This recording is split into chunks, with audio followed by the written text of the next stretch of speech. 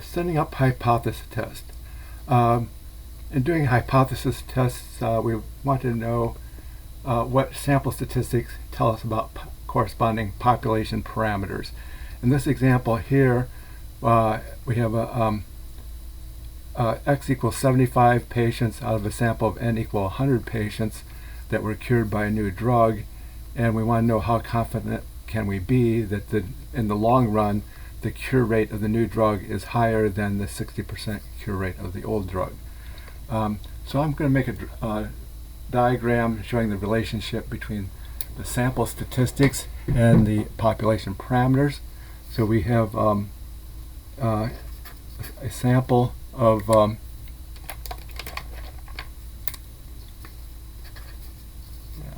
try to get a good pen here. Sample of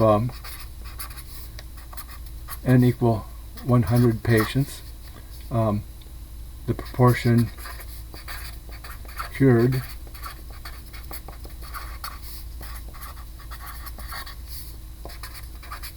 by new drug, represented with P with a hat, 75 over 100, or that's 0.75. And that sample is taken from a larger population, from a population of millions of potential patients. Get another pen.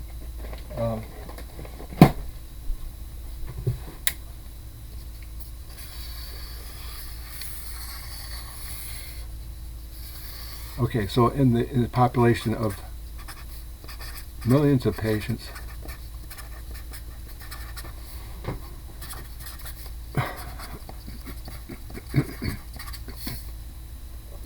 the proportion cured in the long run by the new drug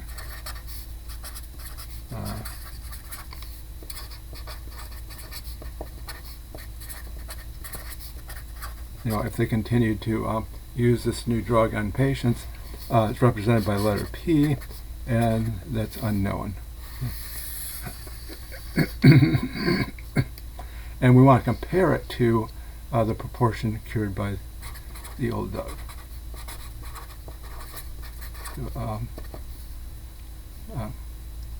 In population of millions,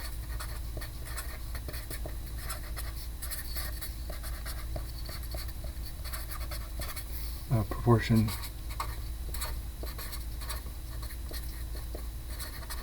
cured by old drug,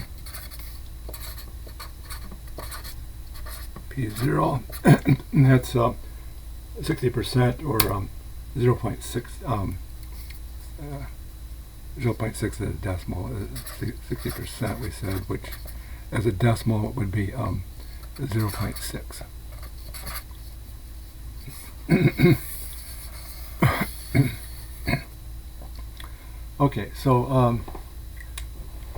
So we in our sample, it looks like the new drug is better than the old drug. We have 75% cured, but that could have happened by chance. A different sample of 100 may have a different proportion cured. Maybe the next sample of 100 only had 50 cured or something like that. So the p hat is a variable. It can vary from one sample to another.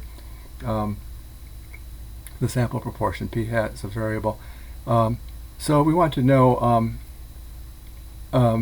whether this provides enough evidence to say that the new drug is better than the old drug. Okay, so we're going to go over some of the terminology.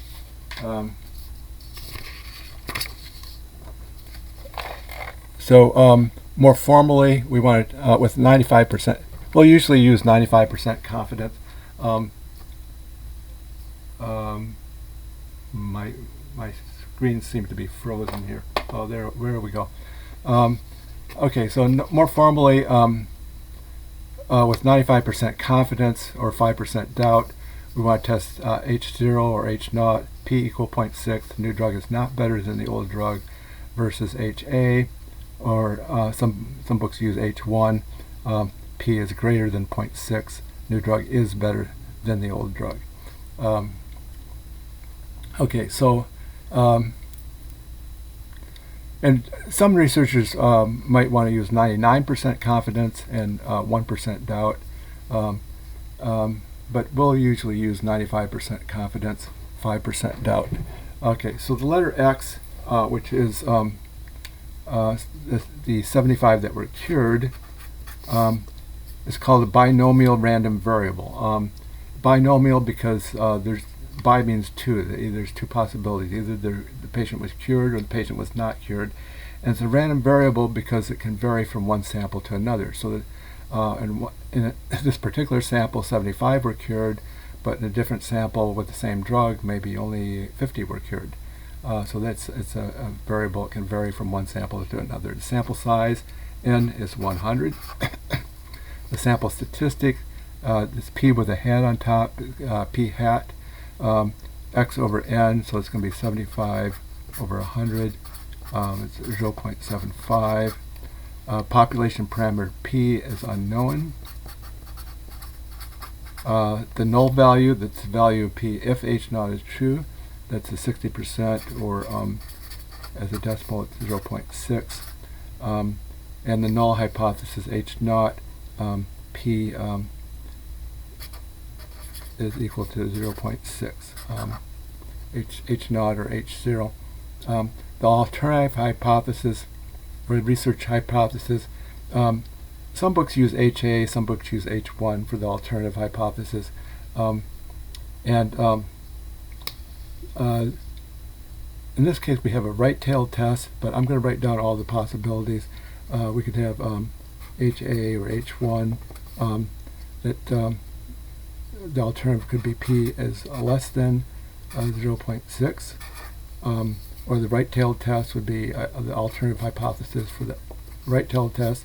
P is greater than 0.6. Or if it's a two-tailed test, we would say P is not equal to 0.6. And you could also use, some books use H1 instead of HA. So we could H1, P is less than 0.6. H1, P is greater than 0.6. H1, P is not equal to 0.6. Okay, so we're going to use a right-tailed test here because we're only interested in the new drug if it's better than the old, if the cure rate is higher than the old drug. So for this example, we want to do a right-tailed test.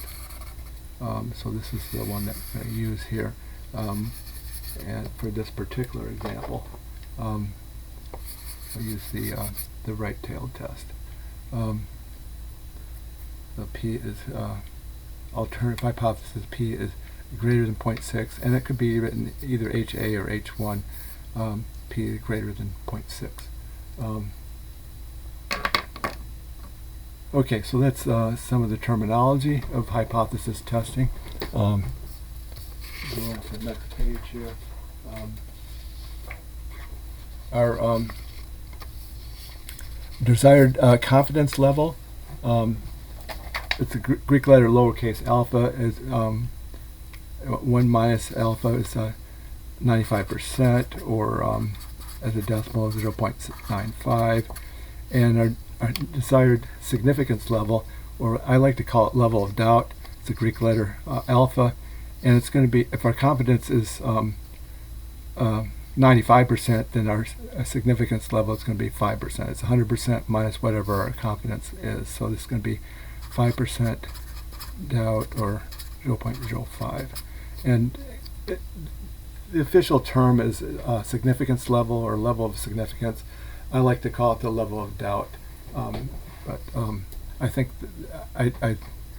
to me, level of doubt more accurately describes what it is. But anyway, okay, so so that's the terminology, and let's now go through the steps. The emphasis here, I'm sort of putting the emphasis on the terminology, but I want to do it in the context of actually going through the steps of hypothesis testing. So we want to first check whether n times p0 is at least 5 and n times 1 minus p0 is at least 5. And if it is, we can use the z-table as a shortcut for testing hypotheses. And we'll get into what the z-table is a little bit later. But so our sample size n is 100.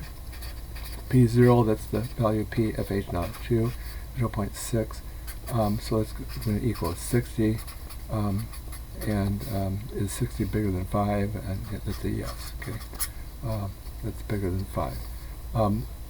N times 1 minus p0. 1 minus 0.6 is 0.4. 100 times 0.4 is 40. And is that bigger than or equal to 5? And that's a yes. So if we get 2 yeses here, we can then proceed to step 2. If not, there's some other methods that we'll get into later.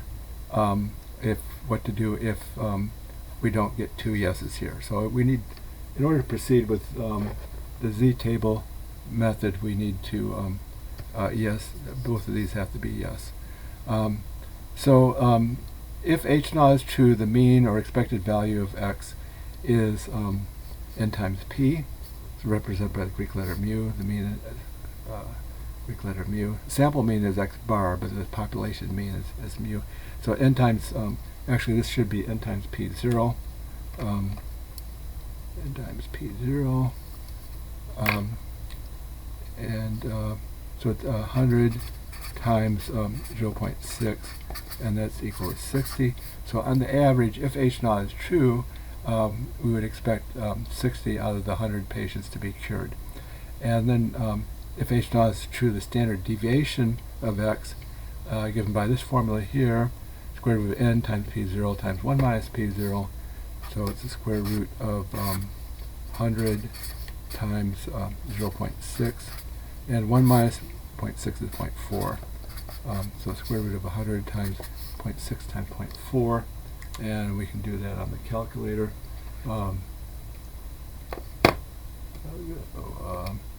Second square root 100 times 0.6 times 0.4,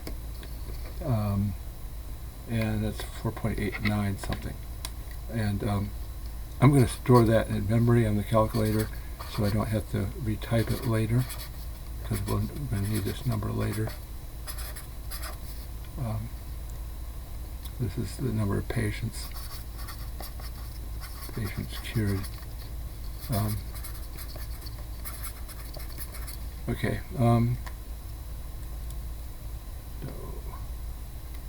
Okay. So okay. So let's go on to step 4.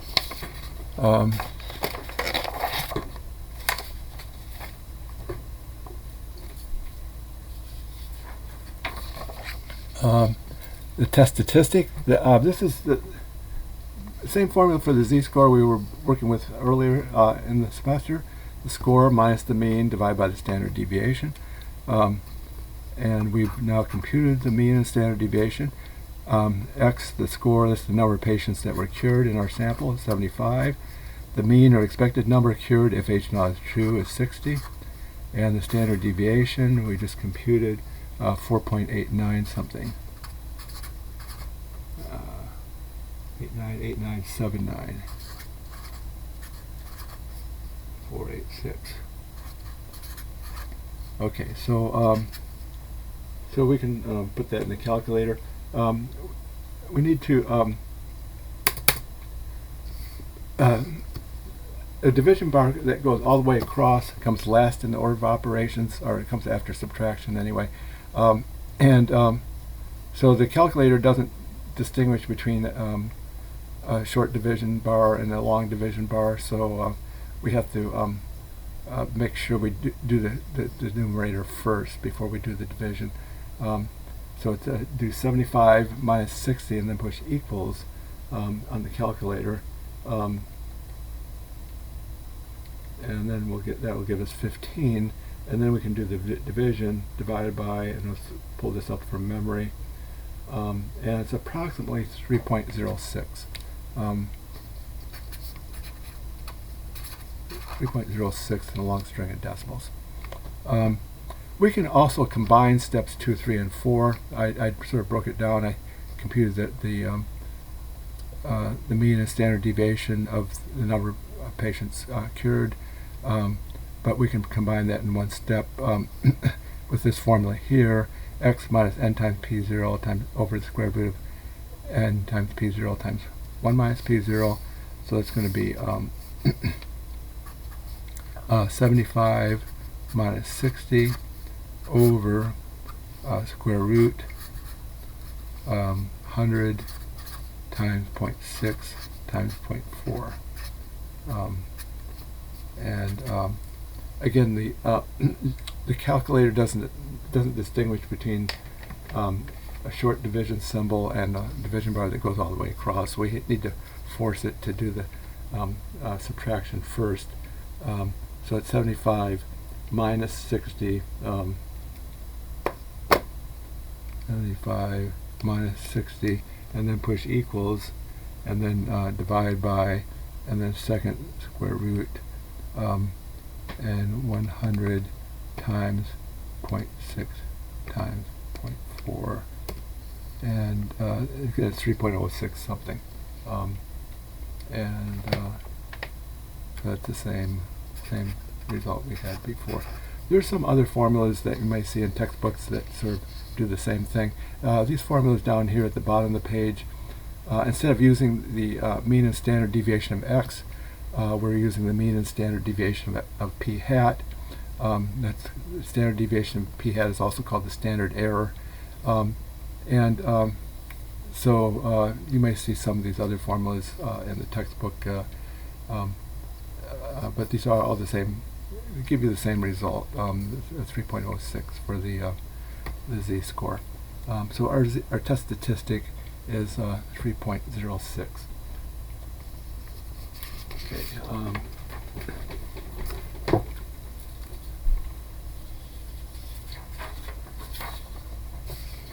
Okay. So now we can sort of draw a conclusion.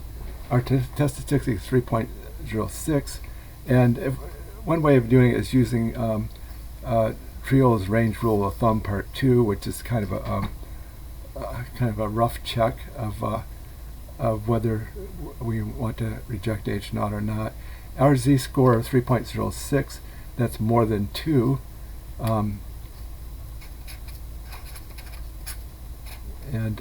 This is the procedure for a right-tailed test.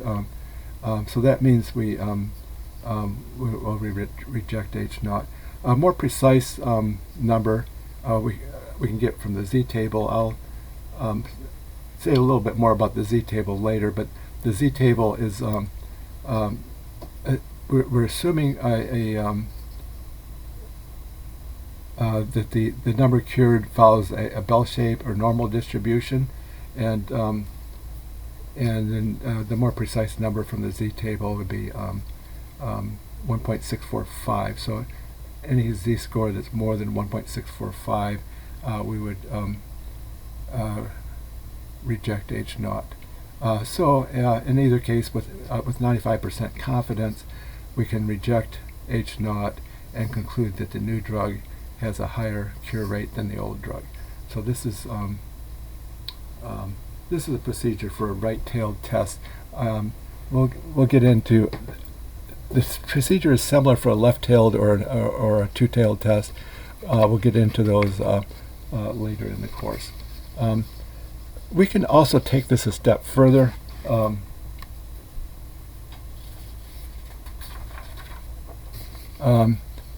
get using the z-table, we can look up our p-value in the z-table, so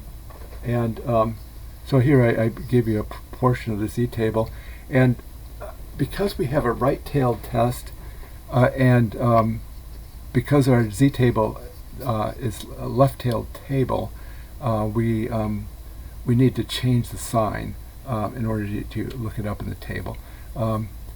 So our test statistic, so we want to know, we have a right-tailed test, we want to know put the p-value here.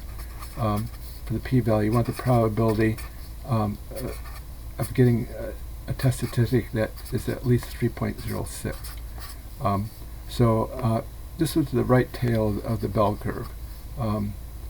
So the picture looks something like this. and the probability corresponds to the shaded area underneath the bell curve. But the left side of the bell, we have a left-tailed table, but the left side has the same probability. The bell curve is symmetric. So this is going to be the same as the probability that z is less than negative 3.06. So this, the picture here is the same, except now we're looking at the left tail. But because of the symmetry of the bell curve, the left tail is the same as the right tail. So we want to look in row 3.0 and column 6 of the z-table. So if we go to row negative 3.0 and go across to column 6, we get our z-score is negative 3.0 and column 6, and we get our z-score, our probability of 0.0011. So that's our p-value. And that's the probability of getting a result this extreme if h naught is true. So that's a pretty low probability. And we can use this a little chart here to interpret the p-value. Our p-value of 0.0011, it's just a little bit more than 0.001. So it's between 0.001 and 0.01. So the sample provides strong evidence that the new drug is better than the old drug. And we can also compare our p-value to our significance level. So the sample provides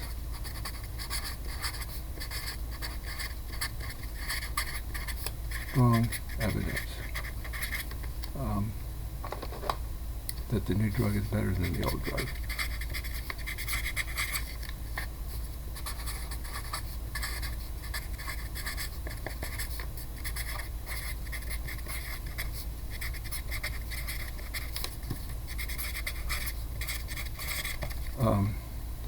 Okay, so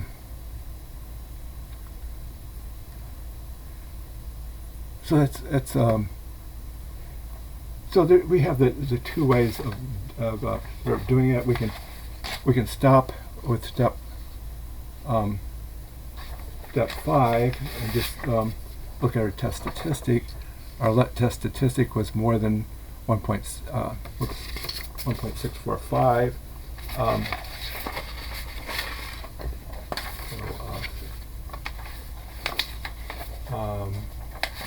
Yeah, I don't know if yeah, here it is. Our test statistic is more than 1.645, so we can reject H naught, or roughly speaking, that our test statistic is more than let's go back to my, I sort of lost my screen here. Uh-oh. Oh, there it goes. Okay.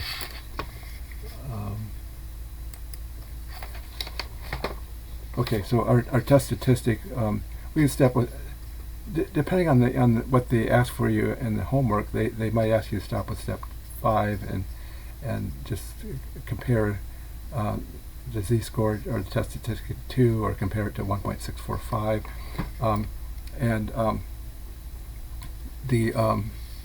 or you can take it a step further, and some of the problems they'll ask you to take it a step further and compute the p-value. But the 1.645 actually is for a right-tailed test. For a left-tailed test, you want to check whether z is less than negative 1.645, and for a two-tailed test, you want to check to see whether z is bigger than 1.96 or less than negative 1.96. But we'll go into the other the left-tailed and the right-tailed tests later in the course. But anyway, for this test, with our z-score was more than 1.645, so we reject H naught, and also our p-value tells us that our p-value is 0.0011. that tells us we have strong evidence against H naught. We can also compare our p-value to alpha. So if we compare our p-value to alpha,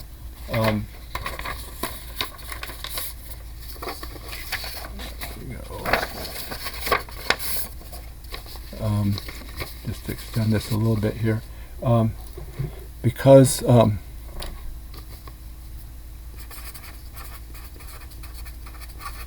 p-value of 0.0011 is less than alpha,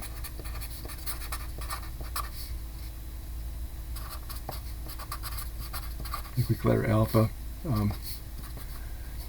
which is 0.05, we can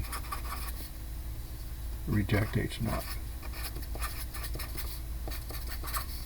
with 95% confidence.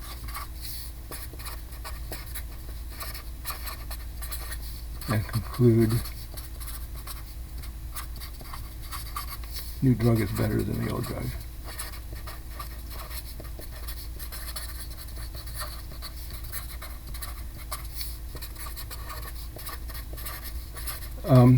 So some researchers will use a lower level of confidence. Keep in mind that the alpha is the probability of making an error, and the p-value is also the probability of making an error. So we want these numbers to be small.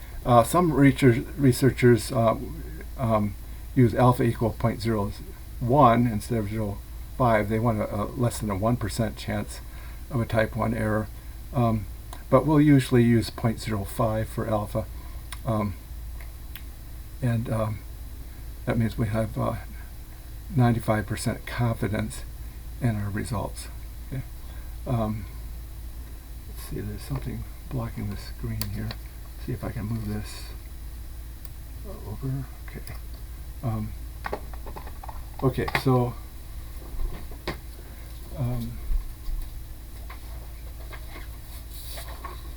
just further comment. Technically, we never accept H naught. Sometimes you'll see language even in textbooks of accepting H naught, because the awkwardness of a double negative, sometimes it's kind of awkward to express that we fail to reject H naught. But technically, we never accept H naught. Either we reject H naught or we don't know. And I'm going to make a diagram here showing 4 possible outcomes of a hypothesis testing. So either H naught is true or HA is true. And again, some books use H1 for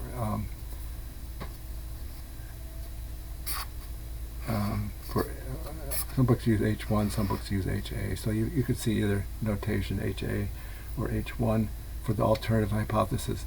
And either we fail to reject H naught, so we don't reject H naught, or we reject H naught.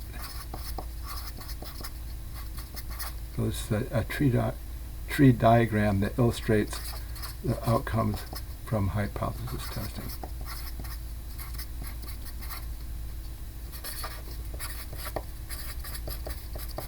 So 2 of these possibilities are errors. So we could if H naught could be true and we don't reject H naught, H naught could be true and we do reject H naught, HA or H1 could be true and we don't reject H naught, HA could be true and we reject H naught. So 2 of these are errors. So this is, if we reject H naught and H naught is true, this is called a type 1 error.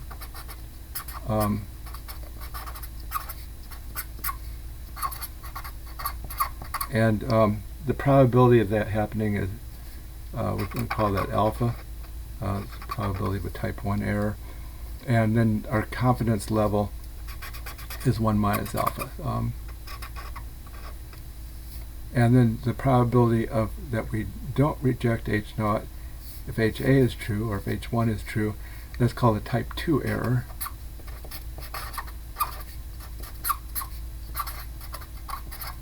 And the probability that happens with Greek letter beta, it looks like a capital B. It's kind of like a script B, a capital B. And the probability of we reject H0 and HA is true, or H1 is true, that's 1 minus beta. That's called the power of the test. I just put the note down here. 1 minus alpha, desired level of confidence. Alpha, the Greek letter alpha, desired level of significance. I like to call it the level of doubt. It's the probability of a type 1 error. P-value is the actual level of doubt. Beta looks like a script capital B.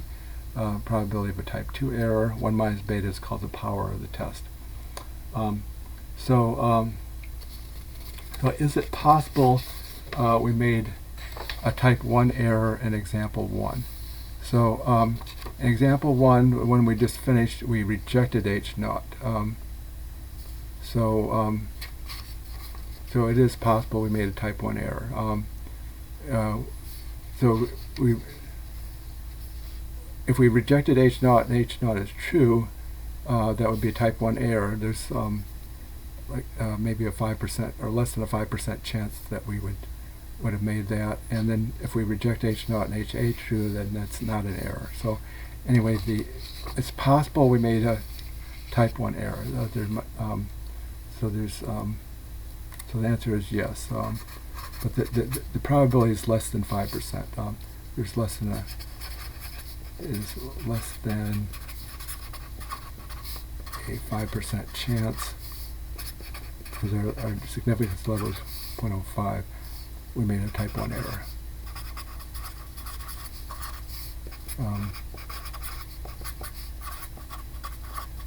Is it possible we made a type 2 error? Type 2 error happens if we don't reject H0 and HA is true. But we rejected H0. So if we don't reject H0, then we're not going to make a type 2 error. So no, we rejected H0 because we rejected H0. So if we reject H0, we're not going to make a type 2 error. We might make a type 1 error. In example 1, if alpha is 0.001 instead of 0.05, what type of error might we have made? Well, if alpha is 0.001, our p-value is, recall the p-value was 0.0011, which is more than 0.001. So we in that case, if alpha is 0.001, we would reject H0. If alpha equals 0.001, we would fail to reject H0. To reject H0. So in that case, we possibly would be making a type 2 error.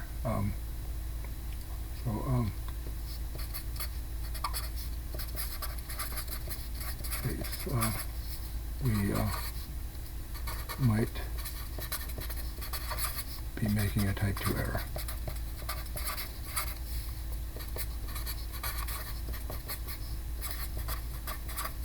So the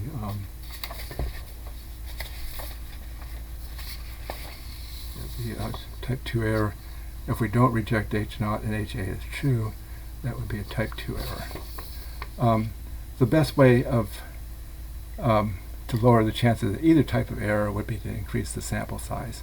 The larger samples are going to have a lower possibility of error, but the drawback to the large samples is that they tend to be more expensive. And that concludes this presentation.